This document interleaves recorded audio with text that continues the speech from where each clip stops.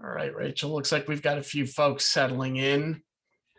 I Absolutely. think we can probably kick things off now, and we'll allow others to join us in just a few moments. Yeah, sounds good. Thank you all so much for being here with us. We haven't had one of these learning series in a while, and it's been for a good reason. Brian and the team have been busy getting some new offerings together for all of you, helping to strengthen the vCIOToolbox tool and software. And we're excited to jump into part of that, which is, building some new MRR for you with offering vCISO as a service. We all know security is a huge concern in the marketplace for SMBs. Cyber liability insurance costs just keep rising. More and more cyber threats are emerging every day. And as this is happening, more and more SMBs are realizing, oh, I need help, which is good for us. Good for us. So Brian, I know you have a few words you want to say about this before we dive in. To your point, Rachel, we're still within our first month of our release of Onpoint GRC, which is really a governance, risk, and compliance tool geared to the MSP sector, who is working with a lot of SMB customers. And while they might not have true compliance requirements yet, some of the things that they do have are concerns around cyber liability assurance, as you touched upon, making sure that they've got a security posture. Everybody's worried about their reputation and the privacy of the information of both their clients and customers. But where we see some challenges right now is MSPs, while they're really good at monetizing their stack and the services that are working really active, they're giving away a lot of their security expertise for free. And they're also running into gaps where the customer is really not being communicated to appropriately about where their security gaps might be and how come that really matters to them to get past that cost conversation that we always run into as well. So one of the goals of today's learning series is really to show MSPs, one, how you can build kind of a security governance program and really convert that into a potential monthly recurring revenue opportunity for your clients. So I'm really excited to kick this one off today. As you said earlier, security is important, but I'll always say this: security never goes out of style either. As the trends change, we've been talking security the 20 plus years I've been doing this. So I'm really excited to share what we've discovered with you today. Yeah, so before we dive in, just a couple of real quick housekeeping things. I will be keeping my eye on the chat, on the Q&A, and on the participants list. So if you have a question as we're going through this today, feel free to drop it in the Q&A, drop it in the chat, or raise your hands using the raise your hand function in Zoom, and I will do my best to get to you in a timely manner. And as any of you who have been on sessions with me in the past know, we love the interactivity. So as questions come up, please put them in there. And certainly if we can't hit them immediately, we'll definitely make sure we take care of them during the Ask Me Anything session. But with that said, what I'd like to kick off a little bit with is maybe a little bit of a conversation about the market itself. And I'm going to go back to one of my favorite statistics I like to refer back to because it really touches upon how much things change and how much we need to adapt as MSPs and MSSPs over time. So Jay McBain, who's now with Canalys, if I said that correctly, but one of the leading MSP analysts in our industry, back when he was at Forrester last year, he joined us as a guest on MSP Business School, the podcast that we host. And he mentioned some really interesting statistics when you start talking about what is the MSP of the future really going to look like. First thing he shared was really the 2021 market share. Right now, the IT services industry and the technology services industry really represents about $3.5 million of overall GDP out in the market. And the channel today is receiving about 2.1 billion of that, which represents about 60% of those funds that are flowing through, attached to hardware, software, tool type, opportunities. The critical thing, though, is what things look like in a decade from now. The market is projected to go into $7 million in market share for different software, cloud-based assets, and of course, remaining hardware concerns. And that's a projected number. But our numbers start getting diluted a little bit here in the channel.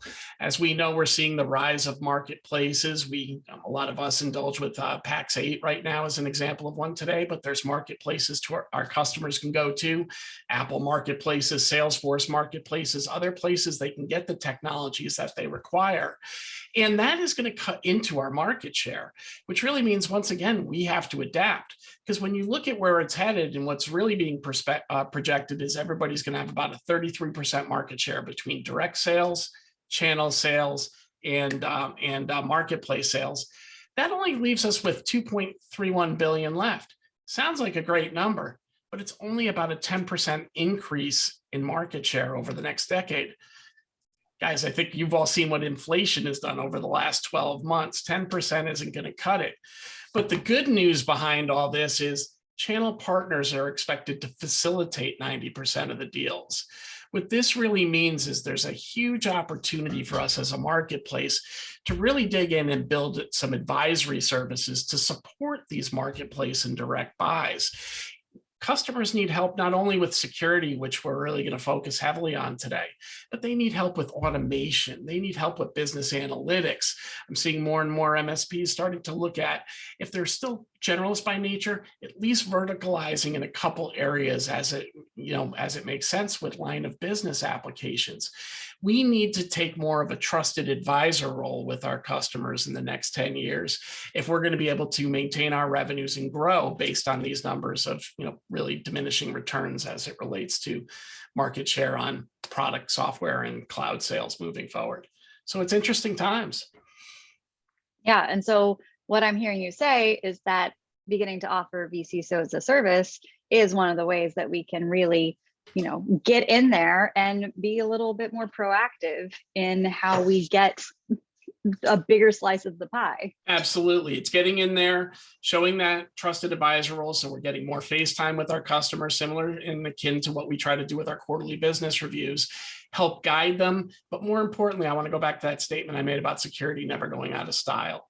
This will not go away. This is one of those things that while we will have to adapt on how security is managed over time, it's not going to be something that all of a sudden goes by the way of the dinosaur. At least I don't expect it to. And if that does happen, the world's going to be a better place. But history has shown, right? Don't expect that anytime soon. So, kind of to get started on this, I figured we would dive in and talk a little bit about some of the risks that our clients are facing, right? So what you're seeing here is just a good sampling of the type of risks our customers are exposed to. I think we're all familiar, especially in our operational seats, to the external threats and, more importantly, the internal threats that are facing our customers today. I love that term that's out in the marketplace now, human firewall. That's really talking about the security awareness and really getting our people and our staff to really understand what they need to be looking for and be vigilant in that as well. Then we kind of move into intellectual property protection. Each of us as a company has intellectual property of some sort that we need to protect. Some of that might be intellectual property of our clients that we're in the chain of custody on as well. So we really need to look at these things. We've talked about how cyber liability insurance is becoming increasingly more difficult to get at an affordable rate. Some of our clients are going to have compliance and privacy requirements, but I would even argue those things are they're just sound business, right? Having a cybersecurity plan, making sure we're maintaining privacy. And then unfortunately, breaches will come. So incident response is another critical component we need to consider about. And when we look at these things together, it really breaks down to a couple different areas. We need to make sure that we're working with our customers, helping them understand how they can better safeguard their data and IP. And certainly some of the managed services we provide to those customers plays a big part on that. Then we need to make sure that we're staying up to date on regulation, privacy, and protection. And that's where our customers really can lean into our expertise, because it's, imagine all the things that you're not directly involved with that you can't keep up with. Our customers cannot keep up with the changing tide around regulation and privacy laws and how to better protect things or what the newer emerging threats are. So it's critical there. And then unfortunately, in those times where we do have those incidents that we have to respond to, we have to make sure we're doing a real good job of collecting evidence keeping track of the steps that are being taken so we can produce a report if required for law enforcement and or our end users and or insurance companies, or God forbid, in litigation if we need to protect ourselves as well. So you can see how all this ties into a bit of a cycle. And then let's, really look at what the impacts are. When you really look at what the impact of all these things can be to your customer, when we look at how they break down in those lines that sit below the items are really showing which items in that first, row of threats that we talked about live.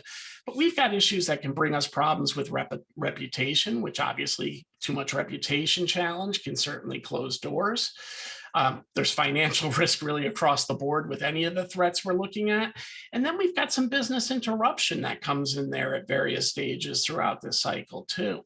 So we need to, as we're talking to our customers about the threats, we need to go beyond that fear, uncertainty, and doubt layer of the conversation and really start getting into, hey, here's the business impact. This is the risk you're facing. This is what can happen to your business. This is why it matters. So this, hopefully makes a little sense to folks out there, but this is really how I view risk and how my team views risk here at vCIOToolbox. As we're looking at building our products, we're trying to really say to ourselves, hey, from that advisory role, how are we going to have to provide output, documents, reports, and evidence to support these different actions and threats that are coming here today? Yeah, and I'm glad you brought up the advisory role because I think that's the next thing we want to talk about is how in previous sessions, you and I have broken down this concept of the office of the vCIO. And maybe we can kind of dive into that a little bit, like a surface level version. So yeah. So that, the 50 for those who weren't there. Yeah, so the 50,000 foot view of this is really if you've ever had any experience working within the enterprise, either directly or in support of it, there's this concept of the office of CIO, and really what that is a collection of program managers and project managers who are really the trusted advisors in each pillar of business that they're doing, and really taking the reins of guiding whatever that implementation or analysis event might be. So we've really taken on to the approach when we start talking about where vCIOToolbox can help our clients. It's really in taking this concept of the office of CIO used in the enterprise and applying it to the MSP layer. One of the biggest challenges I see, and again, I'm going to deviate for a moment from security, but when I'm talking to people about the vCIO role, is they want this all-encompassing person that can do everything. And it's really a shared responsibility. The vCIO is really just playing the role of the client advocate and quarterback, making sure that all the information that we need to gather to go do our business review event or satisfy the needs of our customers are gathered. And then they're acting as the consultant, sharing with the customer how they need to move to their roadmap when we're falling behind and when we're building there. But, as they say, it takes a village, right? And we can't do it without the other players on our team. We need our engineer and our techs to help us build out that gap analysis and really identify where the holes are in the environment, or more importantly, from a liability standpoint, where we might have gaps in contract compliance as we're moving through the process, so we can take care of those as well. I'm going to skip over the vCISO for a moment and go to the executive sponsor. The owners of the companies, the MSPs that are being operated, or their key executive leaders need to be the sponsor of this program and be the sponsor to the customer. So when there is a problem, they can step in as the buck that stops here and make sure that the team reacts accordingly. And they can lay priority to when there is a problem with the customer and make sure it gets escalated appropriately within the MSP organization. The vCISO/analyst role is the role that's starting to develop, and MSPs are working towards as they develop their MSSP core offerings or build their security stacks. And from a human level, from a consulting level, that's really the person that's got to help with cybersecurity and risk management with the customers. We often forget part of our role with the MSP is not just to be the operational partner that fixes things, but really bring that leaders or be that person to fill the leadership void as well with the client and answer those questions that a traditional CIO might answer if one existed within that organization. And more of those questions are coming around security, and certainly the vCISO role is growing as well. So that's really the critical one that we're going to look most at today and really focus on. Well, okay, so I have a question though. If we're looking to automate as much as possible, why can't we just have security management be completely automated? Why are we needing this vCISO person? Right, the happy balance of automation and human touch, right? Hey, Gar, no worries. Thanks for joining us. And we'll definitely get you a link to that recording. Yeah, we definitely have to make sure that, that we are automating where we can, and then we're bringing the human level to keep that connection with the customer and gain feedback. So a perfect example as it relates to compliance. There's a lot of vulnerability manager tools out there and security information management tools that gather information. And this information is critical to us when a threat hits us. It's also going to help automate the process of identifying where there are gaps in compliance as well. If things fail within that vulnerability scan, we know we need to attend to it. But sometimes we can't just attend to it. We have to engage our customer and see where that fits within their risk spectrum, or have them make an investment to get this going, or really be the interpreter, most importantly, of what that problem is back to the customer. So it's that leadership void again, that while I'm a big proponent and every day we're trying to automate more coming into the platform, we're doing it in a way that it just makes it easier for our analysts or our vCISOs and vCIOs to digest it, analyze it, and then take the human action of engaging with the customer and really helping them understand and guiding them to where they need to go. And then the other key component is, and if they decline to go there, capturing the information we need so we can cover our own security posture and risk liability, and make sure that we've got evidence to show that they did not move forward with one of the things that we suggested and why. So if there is a problem down the road, we have that supporting detail. Great. I know you wanted to talk about some areas in the cyber framework that are being neglected often and overlooked, and how that kind of is another reason why pure automation may not be the best idea when it comes to security. Yeah, and compliance. Automation helps, but as it says here, it doesn't solve all problems. And this is just a sample of some of the different topics that are in the NIST cybersecurity framework. So more and more, we're seeing customers that are adopting either the NIST cybersecurity framework, CMMC, or CIS as actually just a general overall cybersecurity framework, not for those prescribed reasons that you might need it for compliance, but just as good frameworks that'll help you set down some foundational security with your customer. So looking here at the cybersecurity framework, what you're seeing is, our sections have areas that cater to automation and then cater to human intervention, right? What we're looking at when we're doing an assessment is not just the operational side of things and how data flows and making sure that nothing's, that we're analyzing it and protecting it and detecting when issues come in. But then we also have policy, procedure, other things that have to be measured, and those things can't necessarily be measured through any tool. So really what I did here was just kind of outlining a couple boxes here, some of the areas within these assessments that are geared more to human analysis versus machine analysis and the automation. Obviously, most of what happens in the protect and detect area absolutely comes in from the systems we use to manage and monitor our customers every day. But if you look at the identify area, really when we talk about conducting a risk assessment, understanding a strategy, looking at vendor status as well, those are human touch kind of things. Those assessments have to be defined, they have to be issued, and they have to be engaged with. Same thing when we get down to the respond and recover layers. We now are getting ready for an incident that's going to happen. We have to identify what our plan's going to look like, what can happen automatedly, what's going to involve who, and what are those roles going to be when we get to that point of a incident unfortunately occurring. We have to understand our communication plan. We have to look at this post incident and say to ourselves, how can we do better? What are our lessons learned from this? And these all require human oversight, human management. When we get down to the recover step, same thing. We can use our tools to eradicate and sometimes recover from the problems we have, but we still have to understand where we can make improvements. How can we mitigate this risk in the future? And again, there's the final communications out too. These things might hit law enforcement officials, and they might have to be engaged. Certainly our insurance companies will likely have to be engaged as well. So we want to make sure that we've got a process for being able to deliver the evidence when one of these issues strikes. Great. I'm so glad that we took a good chunk of the time today in establishing the importance of having a vCISO, a focused security leadership person, like a point person. I think maybe now we can kind of shift into the key objectives that the vCISO addresses with a client and some of the responsibilities of the vCISO.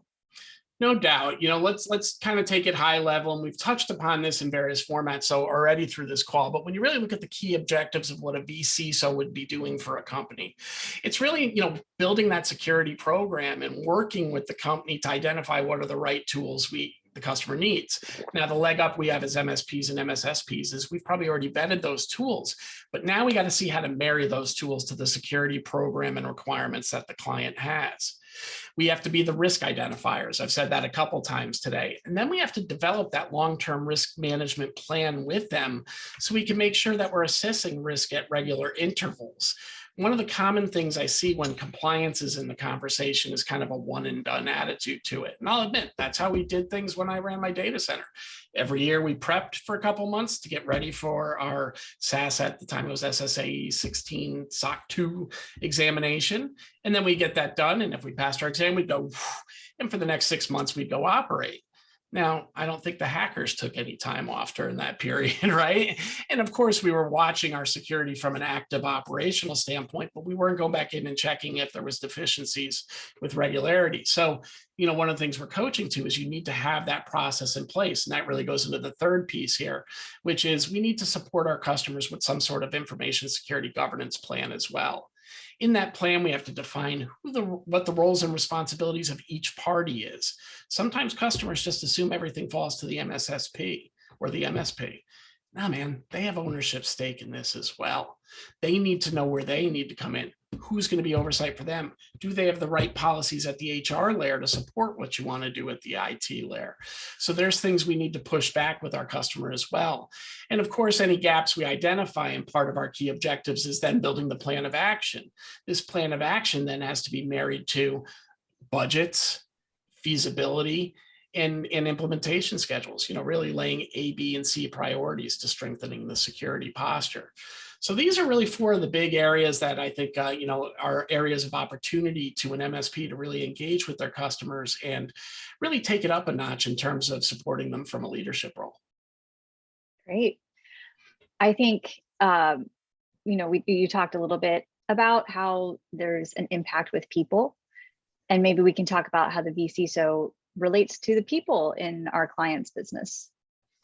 Yeah, no doubt. I mean, really, when you start getting into what our responsibilities are and break those objectives down and get to the tasks behind it, our responsibility as it relates to people is really around people and policies. We have to review the existing policies the customers have and identify gaps. Work from home, as an example, brought new interesting twists to some of our common acceptable use policies and written information security policies we had pre-COVID. So there needs to be an exercise of continually looking back at these things and just at least doing a quick review and saying, hey, does our privacy policy or acceptable use policy match up with the needs of today? Is there anything new that we have to go into it? Privacy policies are becoming much different than they were 10 years ago. As a community, probably 10, 15 years ago, we didn't even give a second thought about, our data being sold. Now we want to protect that data as much as humanly possible. So, internally, we got to build these types of processes too.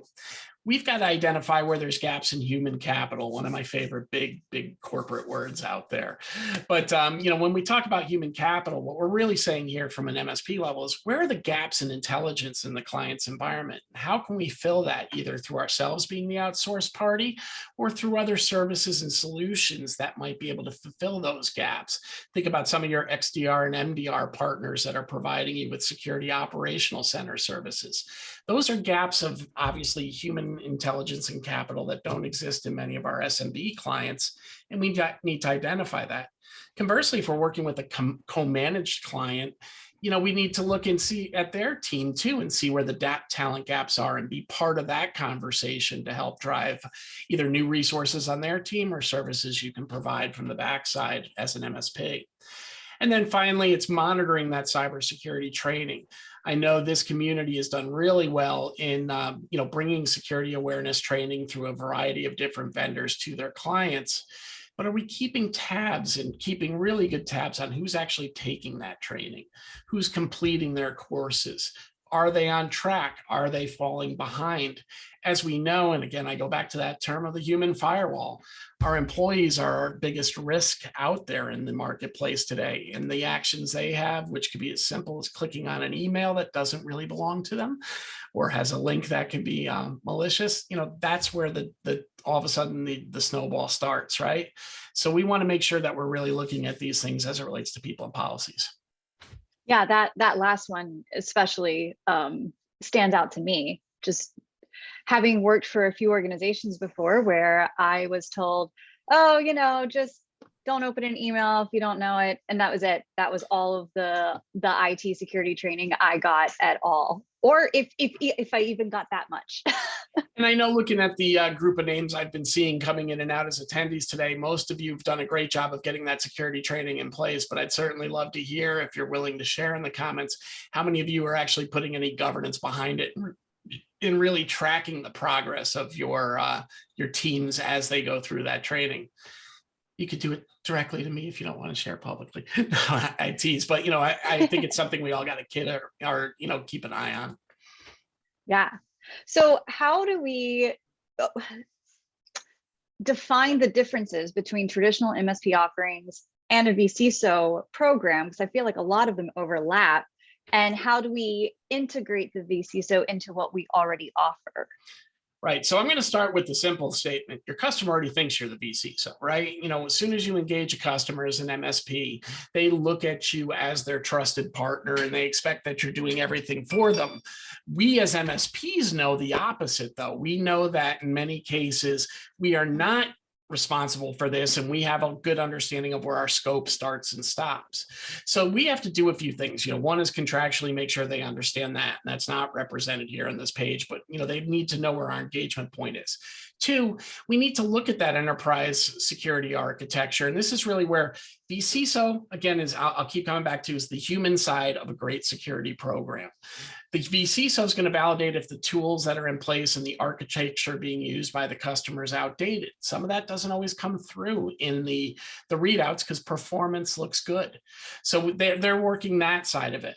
As MSPs and MSSPs, we're very aware of what our stacks are, and most of what you see down below is probably part of most of your security stacks. But what the vCISO is doing is looking at the reporting that's coming out of it, making sure that the information that's required to really keep a customer safe is occurring. They're looking for anomalies that are coming through this, ones that might not trigger an alert or might be more trend-based, in making sure that the customer understands what they're seeing as well. And then they're really the ones that are engaging with the customer to deliver this message. It's great if we can set up these automated reports each month to send our customer out the data. But as most of us know, when we're dealing with small to mid-sized customers, that data can go over their heads very quickly. And even minor reds can feel major to a customer if they don't understand the context of what's being measured. So that's really where the vCISO comes in and really plays the organizer around this and make sure that there's the right tools, the right training, and the right analysis of the environment going on. And then, of course, they're communicating it back, sometimes in concert with your vCIO, back to the customer and letting them know what's going on within the environment. Amazing. So now that we're kind of talking about the MSP again, rather than just the vCISO, how does the MSP demonstrate this leadership that we've been talking about and really help their customers with taking action? Yeah, so if you think back to it, it's really the responsibilities of being the advisor, right? So the first two items really go back to the tools and things that MSPs are supplying today. But this is the layer where I see MSPs not taking full advantage of what they can potentially do with their customers when I'm having those conversations during my demos and during my ramp camps I run here. So, really what the opportunity is around the advisory side of it, really guiding the customer and being that leader that we've talked about many times. Making sure that there's a constant cadence of check and review, the check and balance side of this going on, which is really the governance piece, and then identifying what is in risk for a customer and what are the requirements from compliance. So we're looking at the cybersecurity posture and making sure that we're adhering to cyber frameworks out there in the marketplace today. As I mentioned earlier, then the CSF or the CIS controls or CMMC are a great place to start at the lower levels of each one of those survey or assessments, just to make sure your customers are taking care of the things that will help them from non-targeted attacks that are happening out in the marketplace today. We've got to create best practices for separation of duties. I think everybody knows the concept of least access on this call, but just in case, we want to make, we always talk about our users only having credentials and access rights to what they need to perform their job. But then sometimes people get promoted, they get transferred within divisions, they exit the building. And we need to make sure that we've got the right access restrictions and policies for when those changes happen. Data I might have been privy to in my role today might be something I should no longer be a part of in my new role. And it's got nothing to do with me personally, how the company feels about me. It's just my role doesn't require it. So we need to make sure that we help our customers understand those kind of things so they can separate security duties appropriately within their business. We got to identify those pain points, and that really comes through the gap analysis that we're going to conduct as part of this process. And then we've got to build that future state plan, which is really that plan of action. So we reduce that cybersecurity risk over time. So this is, the area of the game where, a vCISO is probably leveraging the Onpoint GRC system within vCIOToolbox. This is where we can manage a lot of this process and keep up on it for our clients. And this is where I see the opportunity for building, another layer of security service onto your stack with some of your clients. Awesome. I know that you and the other hosts of the MSP Business School talk all the time about expectations with your customers and making sure that no one is surprised by things whenever it comes to signing on the dotted line. So Can we talk about what a customer can expect if they subscribe to a vCISO program? So that everyone knows what's going on. Yeah, and again, mileage will always vary in deliverables. Every MSP and MSSP will put their own spin and flavor to it. But the big thing is making sure that there's a well-defined scope. And for everybody on this call, I bet you've all encountered scope creep at one time or another. So we want to make sure that we're identifying the things that really should be part of your vCISO as a service type plan. Some of these might be strategic initiatives like participating in executive meetings and really embedding yourself into the executive team in that CIO/CISO role. We want to make sure that we're developing that strategic plan with our customers. Now, part of this is occurring for those of you that use vCIOToolbox when you build those strategy plans outlining your customers' goals and challenges. But we can get a little bit more granular with that when we start talking about risk and bringing that into the plan as well. And then we want to do annual updates to that strategy plan as well. We've got to make sure that we're sitting down with the powers that be and understanding what's changing within their business. Have there been any points of pivot over the last 12 years that's caused them to go in a different direction? Are there new initiatives going on that might cause expansion or contraction within their staff and team? These are all things that need to be incorporated into that strategy plan and can be part of a vCISO as a service program. When we move more into the policy side of life, we're there to help them develop IT security policy and procedures, right? So we need to review the existing policy. You'll be amazed how many customers wrote like an acceptable use policy when they first put together their handbook and have never looked at it again. So we need to make sure that, those policies in place are there. And where there are gaps in policy, we need to help them develop those policies and work side by side with them to make sure that they get not only crafted, but delivered and implemented into the business as well. We've already talked very heavily about security awareness program oversight, but again, if we're not checking those numbers, we've introduced new risk. And finally, introducing some social engineering. Now, I know many MSPs and MSPs already have that built into some of their stack areas, but if you don't, this is an opportunity to get some of that social engineering in there. And for those that don't know what that is, that's me calling up Rachel, who's my local banker, and saying, "Hey, I'm helping my grandmother out. She's really ill, and I need to help her with her accounts. And I've got her birth date and Social Security, but I don't know how to get into it. And I'm over here with her right now. And you can give all the information you want, and some of those bankers will give you that access that you need. So, it's taking those types of human phishing versus just the email phishing kind of attempts and going after it. And then later we'll talk about smishing with the SMS side of things. But really bringing social engineering in is another area of opportunity under the vCISO programs if you're not doing it today. It's to develop those programs. So at the top of the call, when we were talking about the Office of vCISO or vCIO, one of the things I was talking about is in the enterprise, you've got program managers and project managers under them that are really just working on tracking and delivering various outcomes to the business. Those outcomes could be physical implementation projects, crafting policy, or whatever. We want to make sure that we're really helping our customers develop their programs. What is their cyber defense program? And how are we going to develop it?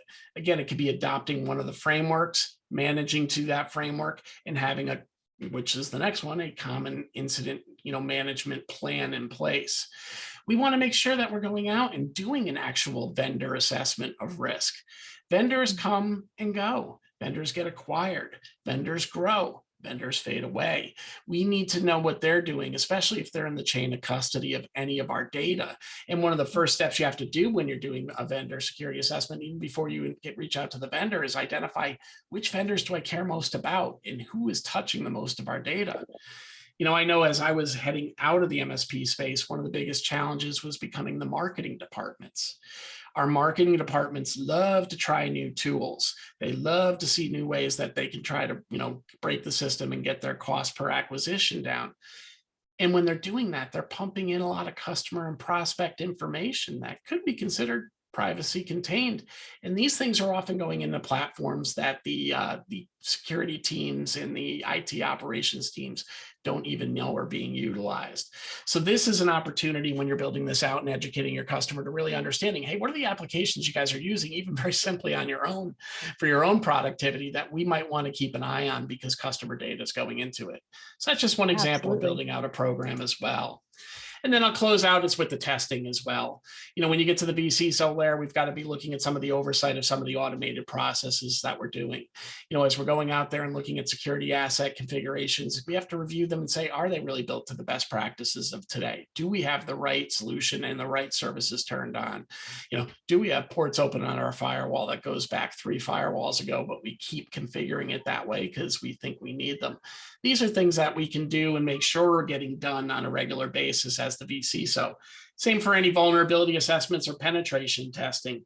A lot of the organizations that are held by compliance are required to do at least an annual penetration test. But in between those penetration tests, we should have some sort of vulnerability assessment to see if we're improving or falling behind on some of the findings on a pen test. And those should be done both externally and internally now, because the threats, as we've talked about, are not just, the hackers coming into our organization from the perimeter, but really how our people are interacting with different messaging that they're getting and potentially creating new holes that didn't exist, before those messages, or, shared Slack boards with links and Teams, and of course our social media outlets bring it into play. Sure. Let's talk about compliance for a minute and talk about the cost. Yeah. Is it the same for everyone? What is the range? What should clients be expecting here? So inevitably, as we talk about building a vCIO or vCISO as a service program, the big question is going to be, well, how much can we charge for this? And what's the reality about pricing? And, certainly I can, come to you and say, hey, we need to, account for our time, account for the service delivery, account for this, that, and the other thing. And we can certainly come up with a very guesstimated idea. But we also have to look and say, is it in line with what the customer's paying from an assessment side of life? So I just pulled a few of the common frameworks out there and did some research on some of the common costs that are out there. But you'll see here, and I looked at CMMC, HIPAA, or high trust, just a standard security framework like a CIS or CSF, or, a non-compliance bound company in SOC 2. And you'll see the prices range all over the place. You'll see for CMMC, costs can go from $20,000 to $60,000 for the full audit experience. And the nice part there for the MSP is about $15,000 to $35,000 of it, or almost 55% of that cost, is potentially something you can attach to and help in supporting the customer and deliver it. Then the auditors can come in and do the full audit based on the information that you help provide to them, the evidence you gather, and the self-assessment that you conduct. It's very similar in the world of HIPAA as well. A gap assessment will cost you $20,000 to $30,000. The full HIPAA audit can range up to $50,000 at that standpoint. So again, there's a lot of prep dollars there. And when you start talking about validated high trust assessments, if you look at that same kind of split, you can see that your assessment prep can really, be a nice number there as well. Down in the standard frameworks, this is really self-assessment for best practices in your environment. So if a customer has a desire to be more secure, a desire to really engage deeper from a cybersecurity level, your range might be $5,000 to $15,000 there. I know in some of the states, there's becoming a bigger push to adopting basic certifications to help with punitive damages. I happen to, vCIOToolbox and myself, we all happen to be resident out here in Connecticut. And we were one of the first 3 states that said, hey, if you adopt CIS or CMMC controls as your security framework, and you can show you're trying to adhere to those goals and moving through your plan of action and milestones in a reasonable manner, should you get breached, because we understand the hackers work faster than the security people can sometimes. If you get breached, you can't be held for punitive damages. That's a big one for the security community at large. I never like to stick up for the insurance companies, but it puts a fence around what the claim can be for the insurance companies. It gets away from that, I don't really know what the claim's going to be, so I have wild premiums going on. It helps the business because they might not be forced out of business if they have a security event because their downstream lawsuits are too large for them. So it really helps with that cycle there. And it's making sure that, and what's your given that as the company to make sure that those things don't happen to you, it's putting together a common security framework. So now we need to engage somebody that can help us do that. Final one is SOC 2 down there, just same thing. It's about $15K for readiness.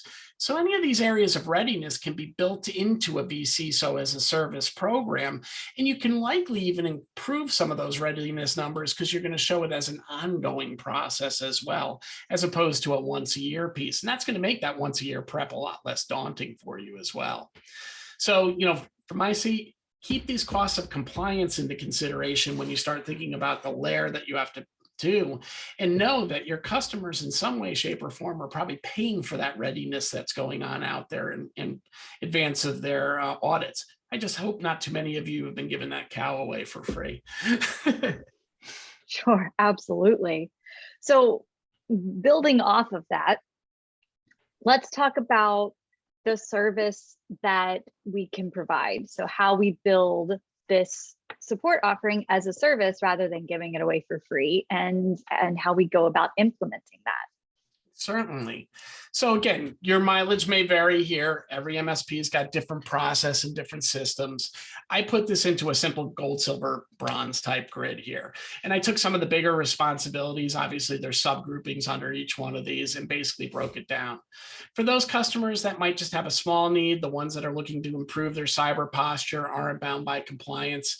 If you look at the bronze, you can do an annual cybersecurity framework or compliance assessment for them and keep that maintained throughout the year, which again, a lot of your security tools are already doing for you in an automated fashion.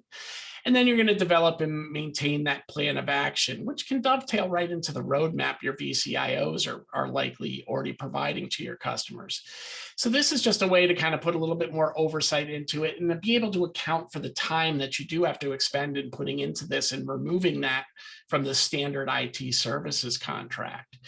As your customers start expanding into compliance requirements and have deeper needs, in the silver layer, what we're really layering into it as well is that governance and policy creation and maintenance component. Here we're really going in and taking that executive leadership position and starting to analyze how they operate and some of those other items. And then we're, of course, doing our review every year about the stack. And some of that we're doing internally for our own benefit as MSPs. But sometimes we know we inherit different things from customers that they already have implemented or services they believe stronger in, and we want to make sure that those still perform and fit each year as we expect them to. When we get up to the gold, this is where we can really go into the human capital requirements. And a lot of times when you get into the gold, it's when you're really taking the vCISO role with a mid-market and co-managed style relationship, where they might have an IT service team that's really good at day-to-day support, operating things, runs their help desk, but they don't have that leadership or security know-how on staff. And you may be tasked with either identifying how to bring deeper security talent into their existing staff or augmenting that with external services as well. And then, of course, here I expect that you should be attending those executive meetings as well. When they're having their meetings about strategy, even if you're not attending the whole meeting, you should be able to work yourself into an invite of as it relates to go forward strategy and its relationship to technology, and certainly be the CIO/CISO in the room for those conversations. So again, there's probably much more that we can pack into this here, but what I really wanted to do is kind of take some of the big picture items that we've discussed during our time together here today and break it down into some ways you can package it. Certainly you can shuffle the deck and do more with it here. But this all assumes you're already implementing your stack in some fashion for your customer, right? Or you're at least a participant in the stack that the customer has. I have one more question for you, Brian. Bring it on. So building this program for new customers, new clients, prospects, that all makes sense. How do you address this conversation with existing clients where you may have already been giving this away for free? That's a great question, Rachel. And I mean that sincerely. I mean, the reality is it's sometimes we've all went through this. And if you guys have been doing this, around the length of time I have, we had a very similar challenge when we started looking to our customers and saying, hey, we want to move from a project focus to a more ongoing relationship. And I think the same thing can be said for security into how to introduce it. I used to always talk about, when we moved from projects, hey, we have a project cycle and you need us, then you don't need us. And it's very choppy, right? We're in there, we're out there. Back in the days when I started this, you would have a security problem and it might take us 3 or 4 days to eradicate a virus. You pay us that bill, but now you don't have money to bring us in for a couple more months. It's to both of our disadvantages because nobody's keeping an eye on the farm during that period. So that's how we introduced managed services, at least my firm did, into the customer location. Now, when we look at security, we may have been doing some of this stuff on security, but I think almost all of us would say we weren't doing it to the level of depth that's required. And we've been listening to our customers too. If you've got a customer who's telling you that they're very security conscious, we need to bring this to light with them. One of the easy ways to do it for vCIOToolbox users is once use our survey tools for this. If you do a business insight with the customer, one of the questions we ask right away is, what's your risk tolerance? If you're getting feedback from your customer that they're totally risk averse, but that they've got risk opportunity within their environment, we have to bring that forward to them. And then we have to share with them, look, we can build this out and do, you can certainly do vCISO in a project style engagement, but obviously that's not to our benefit because you're going to have those peaks and valleys again. We really have to educate them. Hey, we want to take it up a notch. We have tools that are in place right now that are detecting and sometimes eradicating the problems. But what we're not doing is managing the human element right now in our process. We've given you that security awareness tool. Hopefully you're using it, but there's no governance over it. We're not looking at your policies and making sure your policies will protect you from things your employees might come to you with later. And we're certainly not engaging with you in a long-term plan that's looking at, other areas of your organization as well. So I think we have to take that approach of we kind of been doing these things piecemeal as part of the stack and sometimes going beyond what our normal capabilities would be. But this doesn't fall into a traditional vCIO relationship because the vCIO is really looking at security and operations, but they're not looking at overall cybersecurity health and posture long-term and how it relates to how your business functions. And that's really where the vCISO comes in. Thank you. So with that, I think, Rachel, we have covered most of the material that we're looking to cover today. What I'll say is we give folks an opportunity to ask us questions, and please do, ask us questions. You can use the Q&A or the chat if you have any around, launching a service like this or anything about, security in general that I can capably answer. But, while we are waiting for some of those questions to roll in, what I'll really say to you is, the opportunity within vCIOToolbox, and many of you are already Onpoint GRC subscribers as well, is you really get the tools to manage the bulk of this. We've got the cyber assessment frameworks in there. We've got recommendations to help you make your plan of action and milestones. We've got the ability to now add the people and parties responsible for those projects so we can track status of the project, where it is in the cycle, and who owns that cycle as well.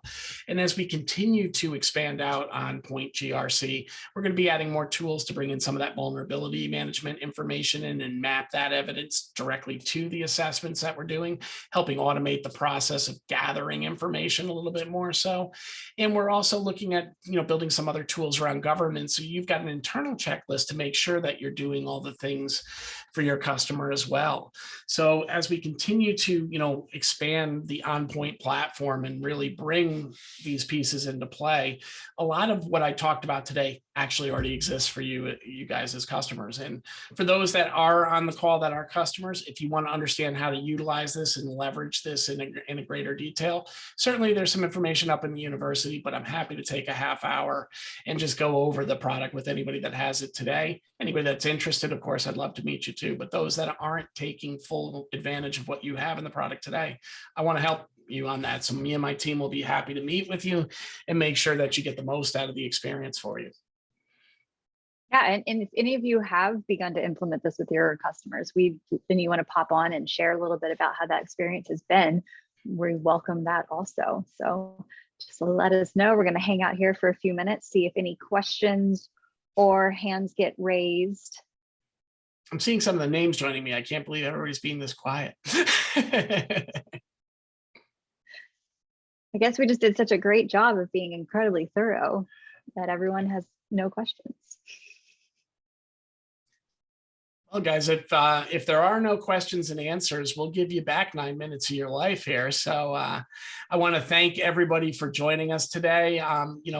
Keep an eye out on your inboxes. We will be doing breakout sessions on a variety of different security things. And yeah, we've had, so Brian, yes, there will be more and more seminars coming up on how to use the GRC. We have actually had some, for those that aren't aware, every Monday afternoon at 3 p.m. we do a coaching session where we break down an area.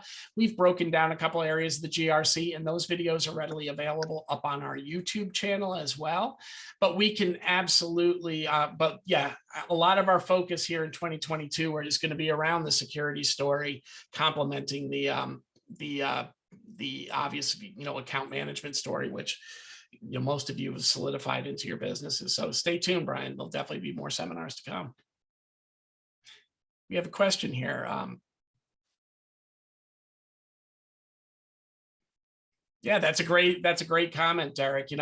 Just, build this into your 2022 package and make it, one of the line items. Obviously, that's the easiest thing, but you've got to have customers that are conditioned to annual increases as well.